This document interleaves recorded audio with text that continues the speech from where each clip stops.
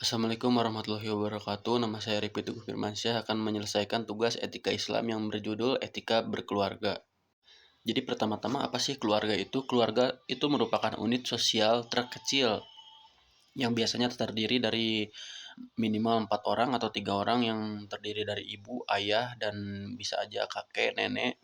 Dan biasanya keluarga ini tinggal satu tempat. Nah, saling mendukung, saling mensupport, dan itu menjadi pondasi terkuat ya bagi keluarga.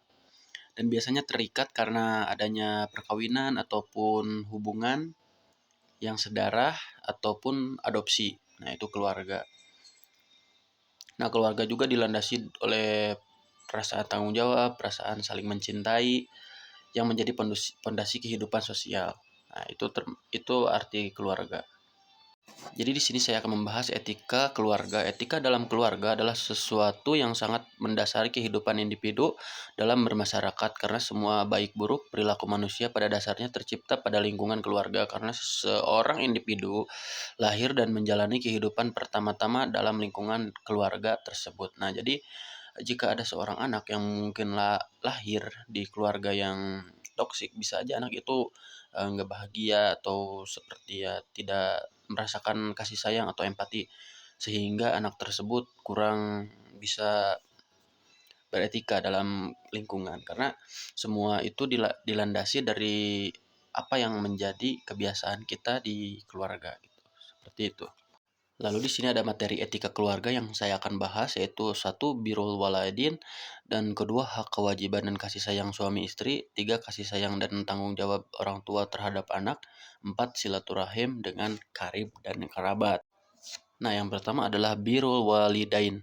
Birrul walidain terdiri dari kata biru dan al walidain. Biru atau al biru artinya kebajikan dan al-walidain artinya dua orang tua atau ibu bapak.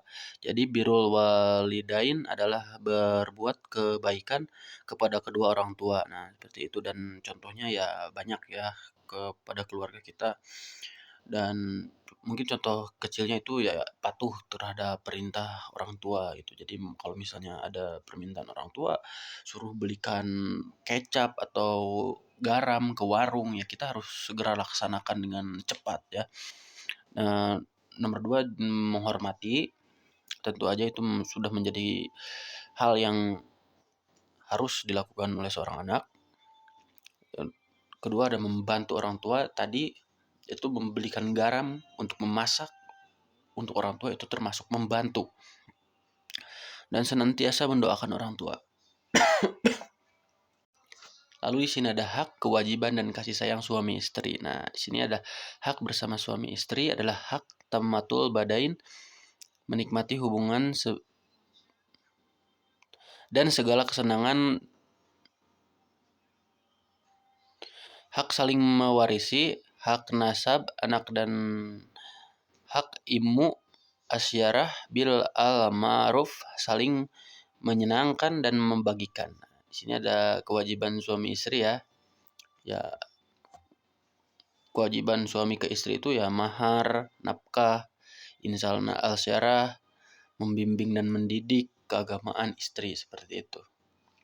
Lalu di sini ada hak istri kepada suami ya, yang patuh suami, insan al-syarah ya seperti itu.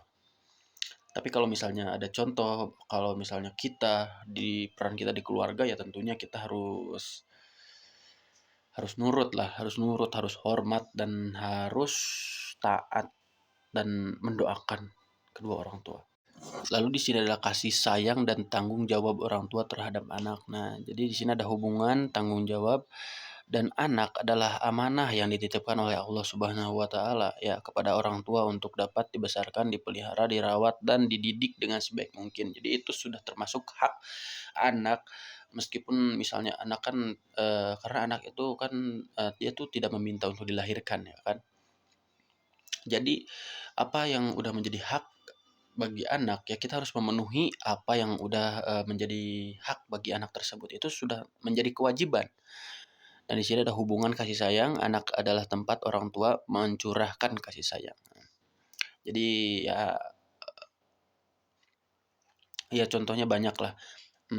Dari hewan misalnya ya, hewan burung ya, burung itu biasanya ibu dan bapaknya itu sampai rela ya mundar-mandir untuk mencari makan untuk anaknya. Nah, itu udah menjadi kebahagiaan bagi orang tua burung ya kepada anaknya, itu contoh simpel. Dan sini ada hubungan masa depan, anak adalah investasi masa depan di akhirat bagi orang tua, karena anak yang soleh akan selalu mengalirkan pahala kepada kedua orang tua. Nah, seperti itu. Jadilah anak yang soleh. Nah, lalu di sini adalah silaturahim dengan kerabat dan karibnya. Istilah silaturahim ini adalah silaturahim terdiri dari dua kata ya. Sila ya hubungan, sambungan, dan rahim ada peranakan ya. Istilah ini adalah sebuah simbol dan hubungan baik penuh kasih sayang antara sesama karib kerabat yang asal usulnya berasal dari satu rahim ya, seperti itu. Jadi kalau misalnya kita kan kita juga punya keluarga. Nah, misalnya adik kita juga punya keluarga. Nah, kita harus menjaga erat silaturahim tersebut. Menghubungkan tali kasih sayang antara sesama anggota masyarakat, tetap silaturahmi yang kita maksud dalam pasal ini adalah hubungan kasih sayang yang terbatas pada hubungan dalam sebuah keluarga besar ataupun qarabah, seperti itu. Bentuk-bentuk silaturahmi, nah seperti ini sini contohnya ada 3. Nah, jadi mungkin sekian yang bisa saya sampaikan. Maaf jika banyak salah kata ataupun salah ucap. Mungkin segitu saja yang bisa saya sampaikan. Terima kasih. Wassalamualaikum warahmatullahi wabarakatuh.